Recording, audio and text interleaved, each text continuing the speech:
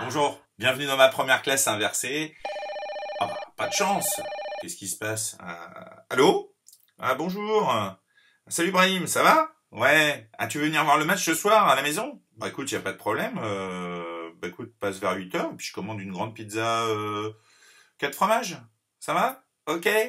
Allez, à tout de suite. Enfin, à tout à l'heure. Ciao. Bon, alors, on va commander la pizza. Je suis désolé, hein, je suis à vous dans 30 secondes. Allô? Oui, bonjour.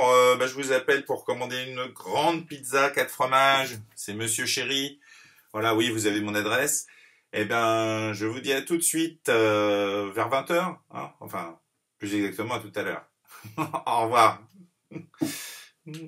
Bon, alors comme je vous disais, bienvenue dans ma... Ah, mais c'est pas possible. Allô, Brahim? Ouais. Ah, Alexandre, Fatih, Hamid, Ingrid, Noureddin et Colin viennent aussi. Ok, super. Non, non, pas de problème. Ben, à tout à l'heure. Oui, 20h. Mais je vais jamais avoir assez de pizza, moi. Nous allons donc aborder l'écriture fractionnaire. Alors, cette séquence est arrangée dans le classeur au niveau de grandeur et mesure. Pour suivre cette séquence, il te faut bien naturellement ton classeur, une feuille de brouillon pour faire des petits exercices ou prendre des notes à côté du cours, et bien sûr un stylo. Quand tu verras un petit carré vert en haut à gauche sur une diapositive, eh bien tu pourras prendre ce qui est écrit sur cette diapositive dans ton cours. Donc tu retrouveras le mode classique du cours avec toujours les définitions à apprendre par cœur entourées en rouge, suivi d'un petit exemple écrit en bleu. N'oublie pas que tu peux mettre la vidéo sur pause à tout moment et la revoir tant que tu veux. Nous allons partir d'une situation problème. Alors, je décide d'inviter un ami à la maison et je me propose d'acheter une pizza. Le problème dans la vidéo, c'est que plusieurs amis s'invitent en plus et je m'inquiète pour savoir quelle quantité de pizza je vais pouvoir manger pendant cette soirée. Au départ, la situation était simple. Nous sommes deux. Comme je partage la pizza, je ne vais pas la manger entièrement, j'en mangerai la moitié, ce qui est déjà pas mal. Je laisserai l'autre moitié à mon ami Brahim. En fait, je ne vais manger qu'une fraction de la pizza. Dans ton classeur, tu peux maintenant noter une première définition. Une fraction est une partie entière d'un tout. Par exemple, quand je prends une part de fromage, je prends une portion de fromage, c'est une fraction du fromage entier.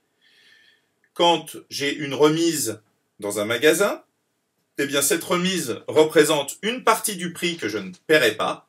C'est une fraction du prix. Lorsque je vais partager ma pizza en deux, je vais manger une fraction de la pizza qui représente une part sur les deux parts. Pour noter cette fraction, je vais utiliser une écriture où je vais représenter d'une part le numérateur. Alors le numérateur va correspondre au nombre de parts que je vais prendre et un dénominateur qui représentera le nombre total de parts disponibles. Par exemple, la moitié, c'est une fraction qui est égale à 1 sur 2. Alors pour se souvenir de la position du numérateur et du dénominateur, on peut se souvenir que le numérateur commence par un N comme nuage et D comme dessous. Donc le dénominateur est sous les nuages. Pour lire une fraction, on lit d'abord le numérateur, puis ensuite le dénominateur auquel on ajoute la terminaison ième. Par exemple, la première fraction se lit 1 huitième. Ensuite, 2 16e, 3 12e, puis enfin 200 856e. Alors il existe des cas particuliers, quand le dénominateur est égal à 2, 3 ou 4. Ces cas particuliers correspondent à une utilisation plus fréquente de ces fractions. Quand le dénominateur est égal à 2, on parlera de demi, un demi, 3 demi. Quand il est égal à 3, on parle de tiers, 1 tiers, 2 tiers. Puis quand le dénominateur est égal à 4, on parle de quart. Dans le cas qui nous intéresse, nous sommes en réalité 8 à partager la pizza. Si tu as compris ce que j'ai expliqué jusqu'à maintenant, essaie d'écrire ce qu'il me reste de pizza sous la forme d'une fraction. Bravo, tu as trouvé 1/8. Effectivement, je vais manger 1/8 de la pizza. Cela représente une petite part. Alors, quelle fraction de pizza vais-je manger si, par contre, je commande 2 pizzas? À toi de répondre. Puisqu'il y a 2 pizzas, qu'elles sont divisées en 8. Il y a donc 2 fois 8 parts de pizza, ce qui constitue 16 parts de pizza en tout. Sur chacune des pizzas, si je prends une part, pour rester équitable, je mange donc 2 parts sur les 16 parts. Je mange 2 16e de pizza. Mais je peux aussi considérer que nous avons tout partagé en 8.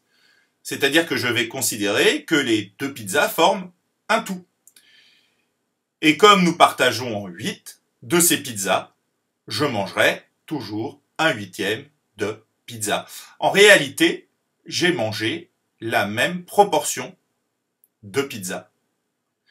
Alors en fait, j'ai mangé plus de pizza, mais la proportion reste la même.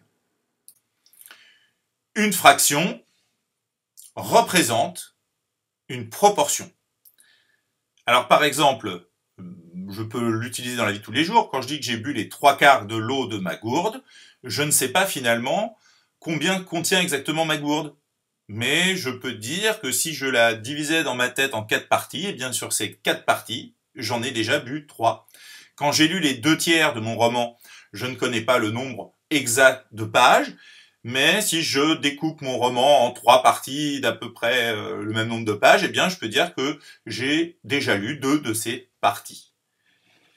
On peut aussi remarquer que lorsqu'on multiplie et que l'on divise le numérateur et le dénominateur d'une fraction par un même nombre non nul, on ne change pas la valeur de la fraction.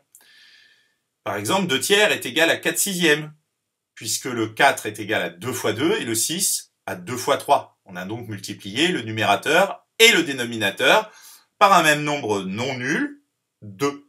Cela revient à dire aussi que s'il y en a 2 fois plus et que j'en mange 2 fois plus, eh bien, en proportion, j'aurais mangé la même chose. Alors attention, ce n'est pas à confondre, bien sûr, avec la quantité. Concernant la quantité, si une pizza pèse 600 grammes et que je mange une part de cette pizza divisée par 8, eh bien, je mange 75 grammes de la pizza.